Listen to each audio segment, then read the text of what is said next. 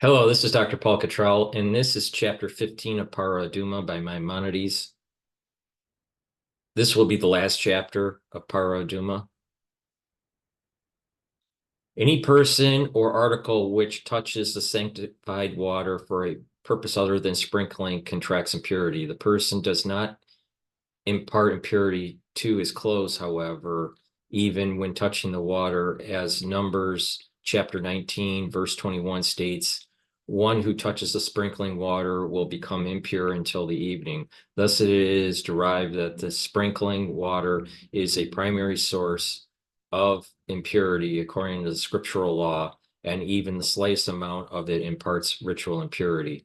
If there is enough water to sprinkle and it imparts impurity when touched and when carried, and one who touches it or carries it for a purpose other than sprinkling imparts impurity to his clothes when touching it or carrying it until he separates himself from the source of his impurity, as implied by a bid which states, one who sprinkles the water shall launder his garments.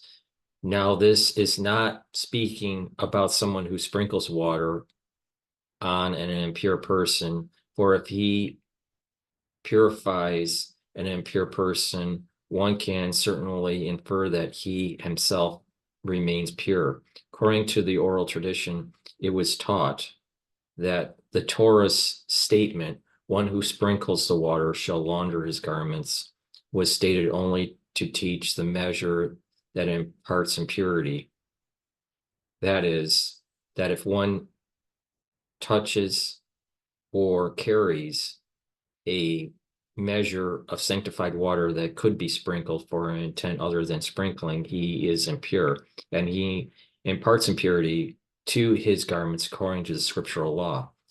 How such is a measure of sprinkling enough to immerse the tops of the stalks of the hyssop of the water? When does the statement that the water for this purification imparts impurity apply? When one touches it or carried it for an intent other than sprinkling before they were used for their mitzvah. After they were used for their mitzvah, by contrast, they do not impart impurity at all. What is implied? One immersed the hyssop in the sanctified water and sprinkled it on an impure person or kill him, and the water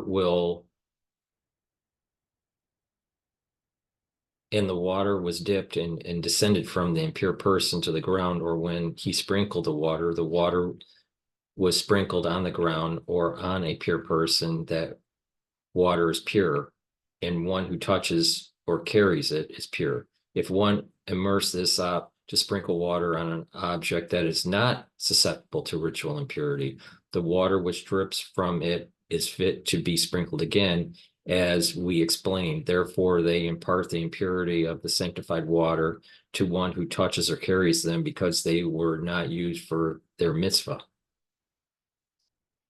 For the immersion of the hyssop was for the intent of sprinkling on something that is not susceptible to ritual impurity.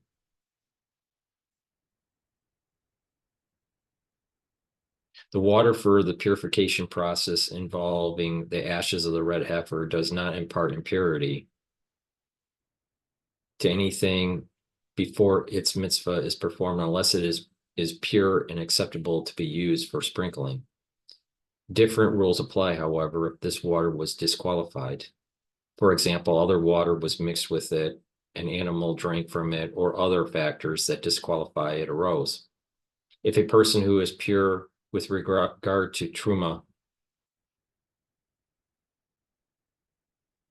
touches it, he contracts impurity, whether he touches it with his hand or with other parts of his body.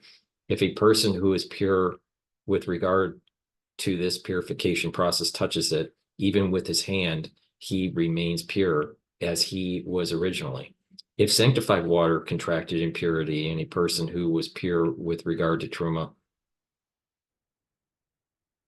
touched it, whether with his hand or with his body after it contracted impurity, he contracts impurity. If a person who had purified himself with this purification process touches it with his hands, he contracts impurity. If he touches it with the remainder of his body, he remains pure as he was originally.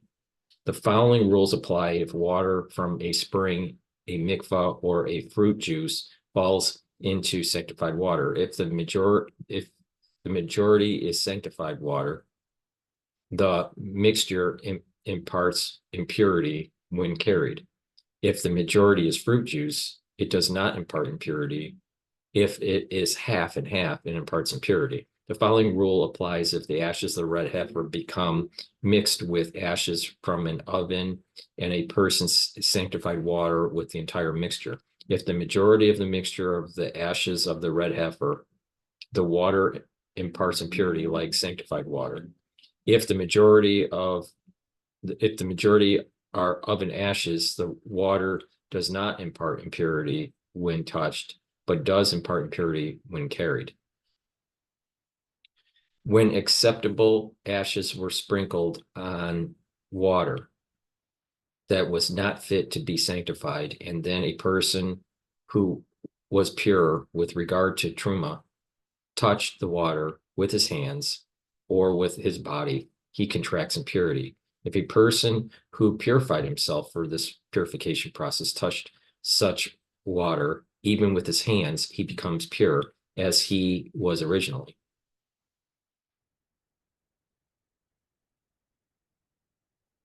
When sanctified water is disqualified, it should not be mixed with mud, so as not to create a stumbling block for others, lest they touch the mud and become impure. For the sanctified water does not become nullified in the mud, as implied by Numbers chapter 19, verse 9. It is a sin offering. When a cow drinks the sanctified water, its meat is pure, even if it was slaughtered within 24 hours of drinking, as can be inferred from a bid as safekeeping as water for sprinkling. Implied is that when the water is kept safe, it is not nullified. If, however, a cow drank from it, it is nullified because it was not kept safe.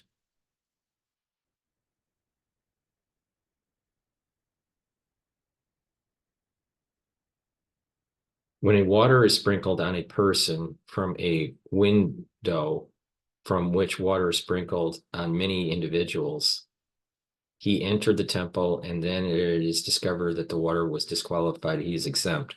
The rationale is that one can assume that the water that is sprinkled on many people is acceptable. However, hence, he is considered as one who transgressed because the factors. Hence, he is considered as one who transgressed because the factors beyond his control. If, however, water was sprinkled on a person from the window of a private individual and he entered the temple and afterwards it was discovered that the water was disqualified, he is obligated to bring an acceptable guilt offering.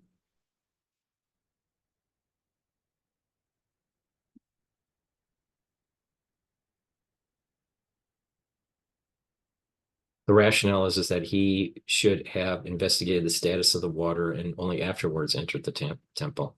Even if people would slip on water that had been sprinkled from a window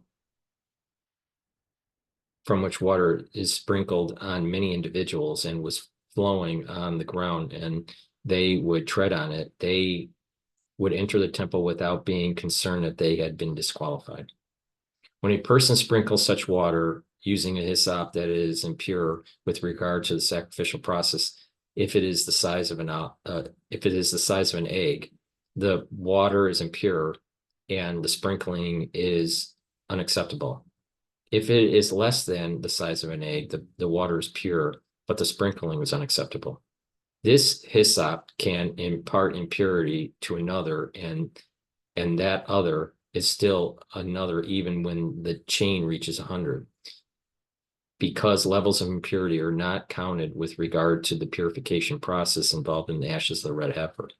When a person lifts up the keli upon which this water has been sprinkled and enough water to be sprinkled remains upon it, he is pure. Once the water has performed its mitzvah, it does not impart impurity, as we explained. Blessed be God who grants assistance. This is the end of chapter 15 and the conclusion of Parah Adumah, the laws of the red heifer. As you can see, it is very complex, and it would take multiple readings of Parah Adumah to fully grasp all the intricacies in regards to raising the red heifer, slaughtering the red heifer, the burning of the red heifer, the drawing of the water, the sanctification of the water, the storing of the water, the storing of the ashes, and all other intricacies in terms of the purification process of individuals. Baruch Rechamna Desayan.